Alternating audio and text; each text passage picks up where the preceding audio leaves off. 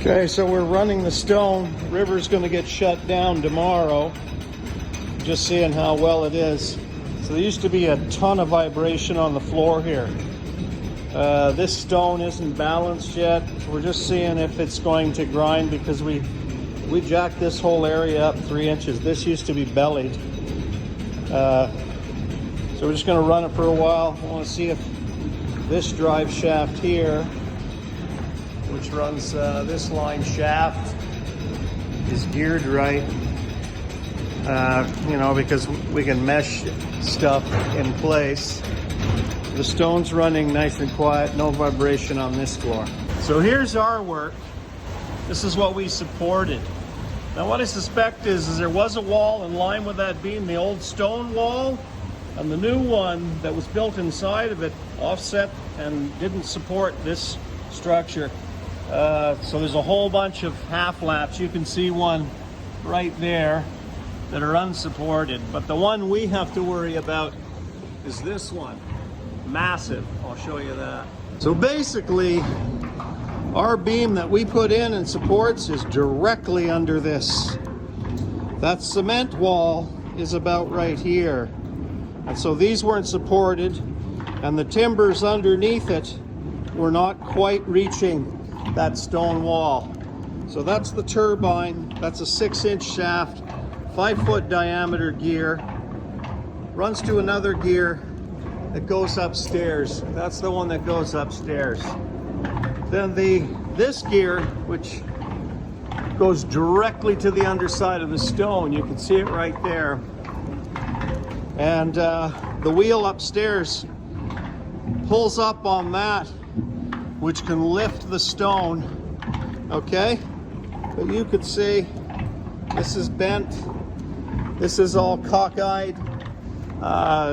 And worst of all is they put packers. Do you see that someone put fillers underneath that? And you can see it shifted right out of its little pocket.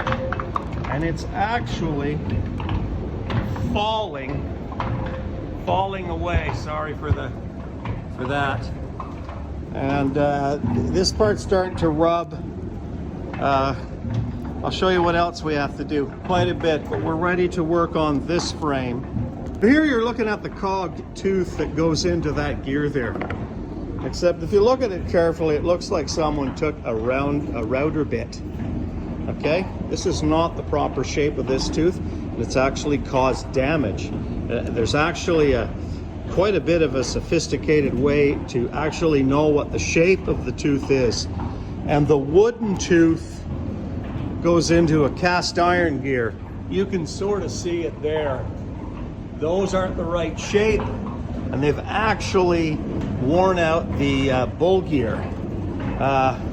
You can see on that little gear on the top of that one, the teeth have been sheared off because stuff is settling.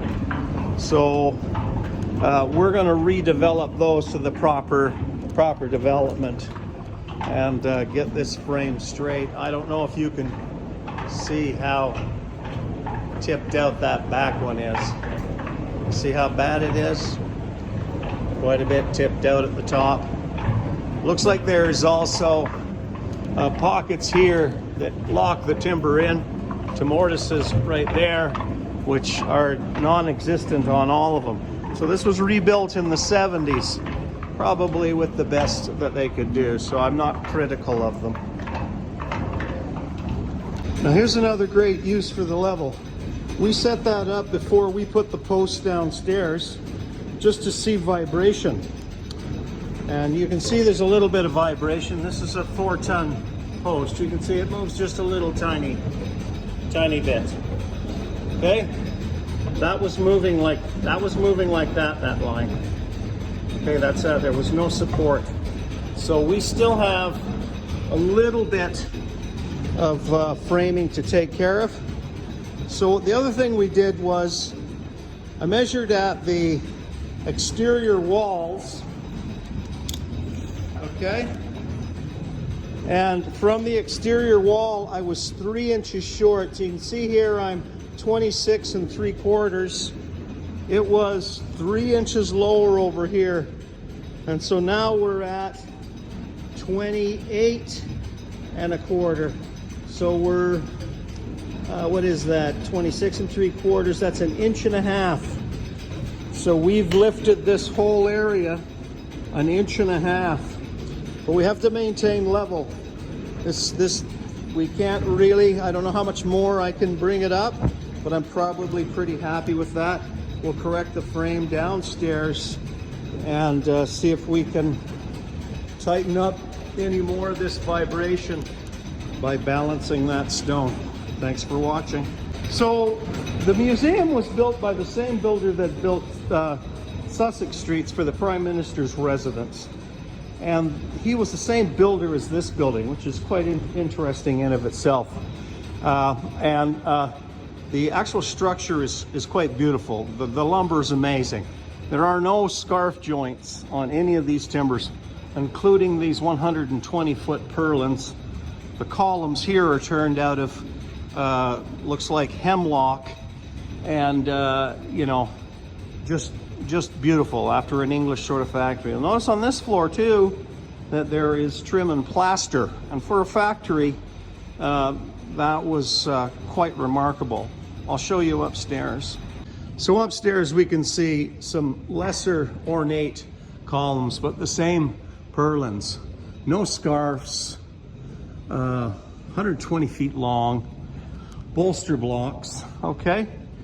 And I'm gonna show you where that detail, so we rebuilt, rebuilt this whole mechanism here last year and corrected this frame. And you can see up there is that ubiquitous adjustable telescoping post. And that's so these can be dropped out of the way and bearing seats replaced, you know, and so that's where that comes from. So we rebuilt all of these bearings, this whole line shaft. You'll see on my feed that I rebuilt that wheel. And that is, well, they've got it sort of blocked off, and I'll show you on the third floor. You can see we're pretty high above the river. That's the bridge, okay? We're at least, oh, I don't know, we're pretty high above the river. And so the third story here, which has that same line of purlins carrying the roof. So that's what we're jacking up, okay? So I rebuilt all of this mechanism a few years ago. It wasn't running, as well as all of this mechanism here, which includes 2 traction wheels. Sorry for the light, it's not the best color here. But these two tires that touch each other right here are friction wheels, and they change the direction of the line shaft. This is a crane that would lift stuff up here. We actually rebuilt that, and that's fully operational. Up here would have been a myriad of grain silos dropping all different types of product into different hoppers. There were 3 stones in operation 24 hours a day. At any rate, that is the Watson's Mill Museum, and we'll continue doing our best to rehabilitate it. Lots of work here, lots of work that has not been done since at least the 1970s. And so you can see it needs a lot of work. There's another example of that wedged tenon. You see, this type of work is all through the building, but it's only on the what I'd call the machinery framing. Anyway, Watson's Mill, Manotick, if you've ever coming into Ottawa, is definitely a museum worth checking out. Would do disservice if I didn't show the exterior of the building and the beautiful Rideau Canal. So that's the headwaters. See, it's a good drop. And so we were working down in that sub-basement right there. You can see the ground floor with the row of windows. Well, sorry, the ground floor is the second row of windows. That's the basement. And that floor is level with the river upstream. You can see in the olden days it just ran through this flume. It's all been filled in, obviously for safety reasons. But she's a beautiful structure. Probably one of the finest examples in Eastern Ontario. So it's a Parks Canada operation here. You can see the old wooden bridge and the original structure. Not too much different from back in the day. And they even had, you know, this was a major riverway, the Rideau Canal, and so you know, it's quite the heritage. There's a little bit of a historic district here. The mill, obviously. The old carriage works is back over there, and the Dixon House is over there.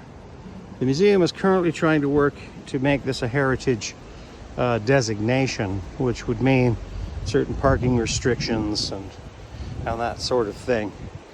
But that's pretty much it for this year, and thanks for watching.